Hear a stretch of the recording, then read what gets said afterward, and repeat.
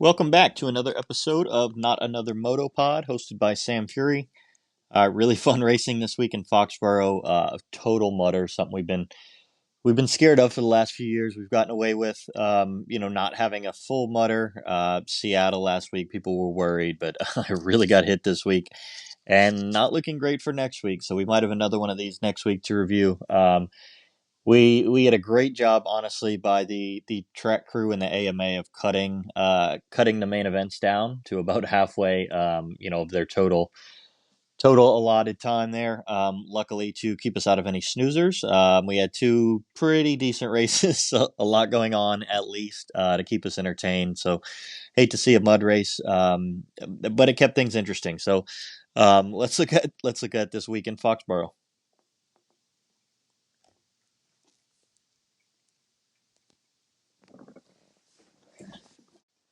Starting with the 250s, of course, Chance Hymas, first win of the year, first Supercross podium, first Supercross win. Awesome ride by Hymas. Not a best start in this race, but you could tell that he was maybe one of the few guys here that actually was making attempts to move forward and not just trying to stay upright. Hymas was racing this thing, and he was proven to be the best guy. I think he won by over 30 seconds in the end. Really cool to see Chance Hymas get his first win. We saw him in outdoors last year. The kid is really fast, but he has struggled in Supercross, has struggled in the off seasons with some injuries here and there. So really just incredible to see Chance Hymas put the Honda up there.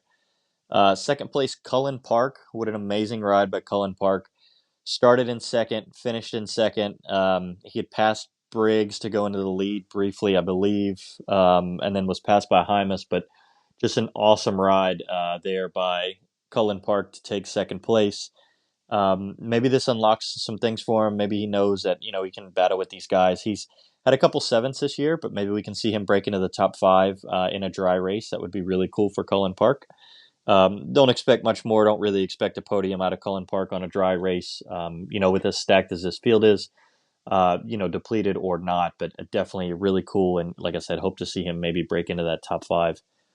Third place, Gage Linville. Just an incredible ride. Got tangled up early with the RJ slip and slide down the first turn. RJ Hampshire went down early, and Gage Linville was one of many who got piled up in this. Came from last place to third. It was really just an awesome race from him. Could see him kind of climbing up the timing and scoring throughout the race. Didn't get much TV time until late. Of course, all these guys are so muddy you can hardly see anything on the TV anyway. But it was really cool to see Gage Linville moving up after all the hype that he would possibly go move over to the Triumph team and not getting that opportunity. Just really cool to see him put it on the podium as a privateer rider for the Dirt Bike Depot team. Fourth place, Justin Rodbell. That's incredible. Justin Rodbell. Many of us know that he works the HVAC during the week. Is not a full time racer. Has a full time job, and kind of does this on the side to keep the dream alive. But Justin Rodbell, fourth place, incredible podium interview. You could tell he was psyched out of his mind for fourth. I can't imagine what it would have been like if he had held on to third there. But again, just amazing rides by all of these guys. Just only so much you could see on the TV in these mud races. Like again, they cut this 250 main event down to 8 minutes plus a lap, so really not a ton of action throughout the night, but just unbelievable rides by all of these guys to get through. Fifth place, Dax Bennick. Didn't see much of him. Really good for him. Outside of Hymas, obviously one of the first factory guys to finish, so good for Dax Bennick. He's kind of been proving himself in the last few weeks, proven that he really can be a guy in this class. So really look forward to seeing some things from Dax. Six, Lance Kobush. He looked really good. He looked pretty good in the heat as well. He was moving forward. Good ride by Lance Kobush, career best. I think we had 11 career bests in this class tonight. Just unbelievable. But obviously something you can see, caused by the circumstances. Seventh place, Jack Chambers. Great by Jack. Eighth place, Mark Phineas. Mark Phineas, this is his first ride for the PRMX Partzilla Kawasaki team. Obviously, split ways with the Club MX team a couple weeks ago. Was really hoping to see him land somewhere and not have to take the entire season off. So really cool to see him find a ride with that PRMX team and to finish with his first top 10 of his career in Supercross. Ninth place, Seth Hamaker. This is where things get interesting. We get into some of these guys that are in the points race for this championship, and it really has shaken things up tonight. Fortunately for Seth, Seth had a bad race earlier this year. It was reported that he came down with food poisoning earlier this year, and I think he ended up like 20th or 19th or something early in the year in the second race in his 250 coast. And fortunately, he's gained all those points back because of tonight. As soon as I saw Racer X tweet out the final results for for this race, I'm like, man, I think Hamaker might have taken the lead. He's actually now tied with Vial because Vial had some crashes there in the end. So we'll get into the points later, but a really, really, really good night for Seth Hamaker, despite finishing in ninth place. 10th place, Preston Taylor, incredible ride, first main event of the year, probably first main event in several years from Preston Taylor. Haven't heard much of him lately. 11th, Nate Thrasher. Thrasher struggled in the heat race, pulled off, and then really, really, really struggled in the LCQ and was lucky to qualify, truthfully. So great ride for him to get 11th and actually kind of stay in the points hunt here. 12th place, Trevor Collop. A lot of these guys here are going to be some privateer guys. 12th place, Trevor Collop. 13th, Richie Randonella, first main event of the year. 14th, Henry Miller. 15th, RJ Hampshire. Again, RJ slip and slide down the first turn. RJ had a great hole shot and just sent it in there. I don't know why he did that. I mean, RJ could have had a big night. We've seen RJ in the mud before. Maybe not the best mud rider, but we know that he can make up for other people's mistakes. So I would have liked to see him try to ride a clean, dry race and see if he could have taken a decent points lead in this race here. But RJ's going to RJ, so there we go. 16th, Vincent Lahovey, first main event of the year, I believe. 17th, Crockett Myers, solid ride by Crockett. He won the LCQ. 18th, Dalton Briggs. Dalton Briggs was the fast qualifier out of the C qualifier. We know in the past that the first qualifier to go out on the track, which would be the 250C qualifiers, do have the best track in mud races. They do typically somehow get the best qualifying time, and we saw this again with Dalton Briggs. This was his first ever main event. He actually led laps in this race. It looked to me like I think he had about a minute or two out in front. I was actually wondering if he could get on the podium in his first ever race until we saw Hymas moving forward. And then Briggs unfortunately went down, and I can only imagine he went down several times after the fact, after finishing in 18th after leading.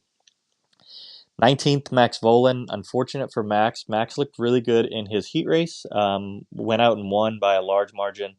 Looked pretty comfortable in the mud. We know Max raced overseas in the EMX 125 class back in his younger days, so I thought maybe he would have a little bit of European GP experience with the mud, and it looked that way in the heat race, but just did not come of it. I didn't see much of him at all in the main event, so an unfortunate 19th for Max Volan to it's been kind of a rough year for Max here. 20th, Hamden Hudson. 21st, Aiden Shive, and 22nd, unfortunately, Tom Vial. Tom Vial had a 10-points lead going into this race and probably could have solidified things. I think he was up in fourth when he first went down. If he had had a good race, he probably could have solidified his second 250 championship here. But after going down time and time and time again, we are, as I kind of referenced to earlier, we are tied in points. Seth Hamaker and Tom Vial are now tied at 99 points with 4 races remaining in this 250 East class. We have 2 showdowns left. Things could really get interesting. We could have another mutter this week or sometime in the next few weeks. We're on this East Coast open air stadium swing that has been discussed, so things could get really interesting here. Going down the line, so we have Seth and Tom tied at the top with the red plate. We have RJ Hampshire 3 points back. Chance Hymas is now only 8 points back after kind of a lackluster year. And Nate Thrasher is now only 10 points back. So the top 5 are now blanketed by a 10-point cushion that Tom Vial previously, had to himself. So this is a really interesting development, and to see how things look going forward. Also, I mean, we had billed this 250 East class as one of the deepest fields ever, in the 250 class, and it's proven that. We've had 6 different winners now. First time it's ever been done on either of the 250 coasts. Six winners in six races, and then Tom Biel again, still holding a part of the red plate without having a win. This is just incredible. Obviously, Levi and Max going out early to injury has not helped here, but just showing really how deep this class is just really unbelievable. And then again, next week going into a showdown, we could have another winner. We could have somebody from the West come and take this one. That would make things really interesting moving forward as well. Looking at the points chase, so really interested to see what happens next week. Next, we're going to touch on the 450 class. Aaron Plessinger finally coming out in a full mutter and making his stamp. We've heard over the years, of course, through his 250 career, AP won a number of mud races. That he was the mud guy. His dad, a former GNCC champion. AP, a guy who has raced these GNCC outdoor races himself as a younger kid. But we really, oftentimes the mud throws such a wrench in things that we don't see the guys who you think up front. But here we are. AP gets his second 450 win. Of course, won last year in San Francisco in what was not quite a full mutter, but just unbelievable the way that AP rode up front, kind of all by himself. He had to come from about fourth on the start to pass a few guys early to get up front and then just kind of ride his race. It was really cool to see the Cowboy up front and glad to see him get his second win. What I really think attributes to this is the confidence that he's built lately. Again, knowing that he is, a mud rider, quote unquote, through his career, but just not seeing the results in the past few years. I think those were times when he really didn't know that he could be a winner yet in this class. And now that he is a winner and has proven himself on the podium several times, we see what AP can do with a little bit of confidence and a bit of a mud advantage there. So really great ride by AP. Second place, Shane McElrath. Shane looked really good in his heat race. It harkened back to me the fourth place that he got in San Francisco last year, which was his previous 450 best finish. Now, of course, his second is going to be his best finish, but a really good ride by Shane McElrath, really proving himself out there in the mud. And again, if we get some rain this week, I'd really be interested to see if Shane could go out and win this thing. Third place, I don't know how he did it. The broadcast crew didn't know how he did it.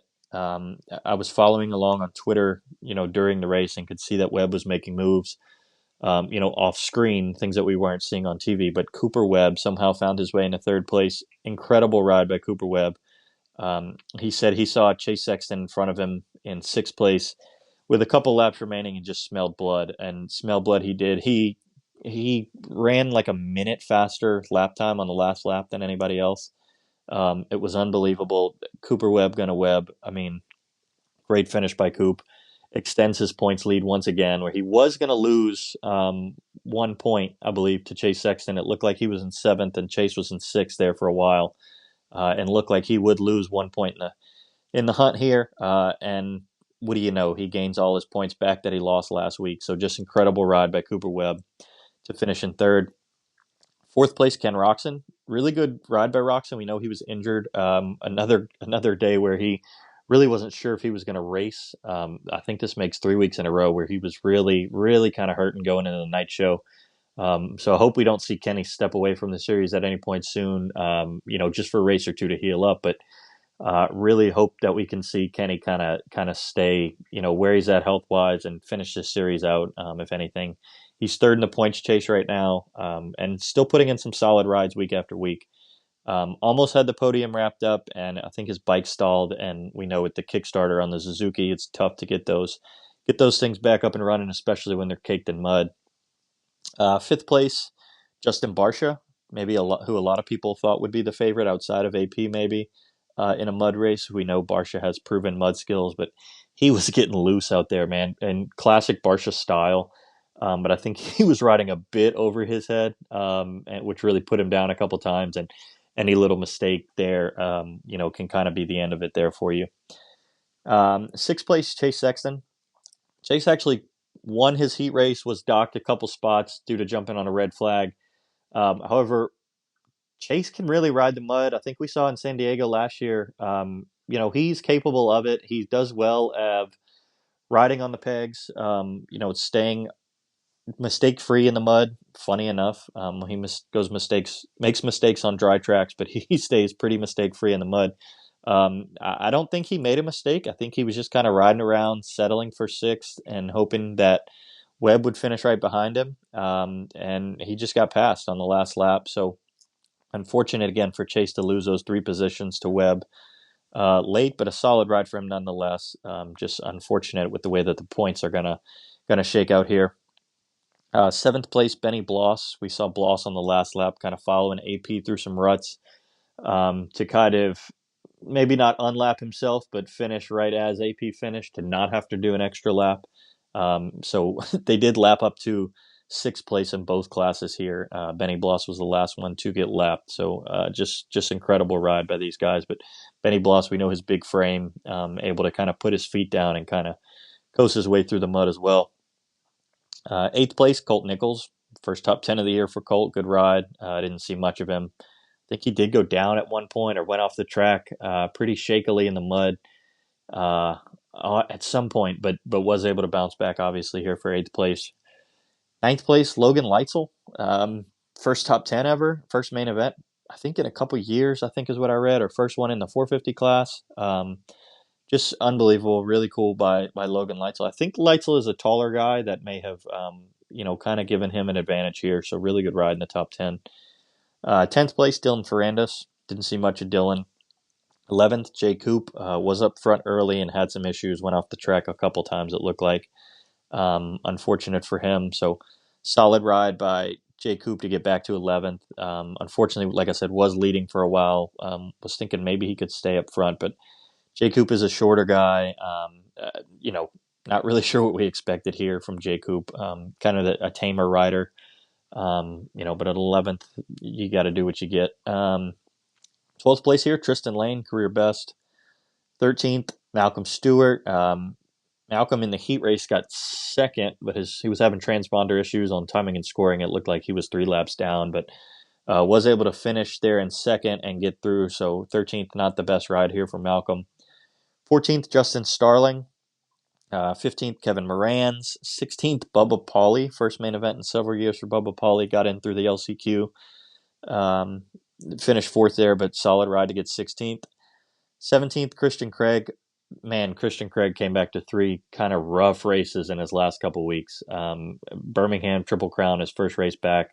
Seattle, what we thought would be a mutter, and then actually turned out pretty good. And then, of course, the full mutter here. So just an unfortunate ride for Christian Craig. 18th, Grant Harlan. 19th, Jeremy Hand. 20th, Mitchell Oldenburg. 21st, Chiz. Chiz got second in the LCQ. I wonder if this is one where Chiz just kind of wish he had called it a night to go out there and finish 21st to ride around all night, and that's pretty rough.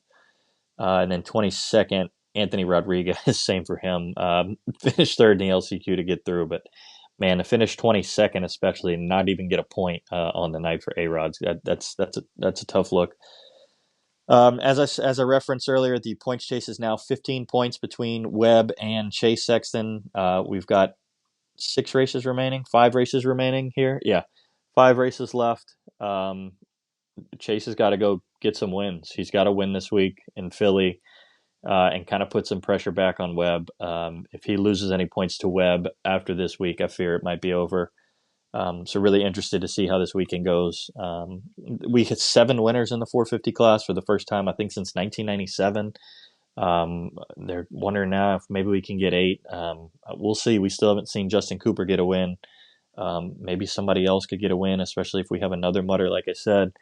Unfortunately, Jason Anderson is out for the rest of the season, so we won't see him up front. He's taking the rest of the season off due to some health issues. We do see the return of Dean Wilson next week, Grandpa Earl, aboard the HRC bike. So that'll be interesting to see how that pans out next week. Things are really up in the air. Really interested to see the showdown next week and just kind of see how this 250 class works out. Again, hopefully we don't have another mutter. So that's all I've got this week. If you guys want to follow us on X, Twitter, Instagram, YouTube, Spotify at Not Another Moto Pod, that would be super helpful. Thank you.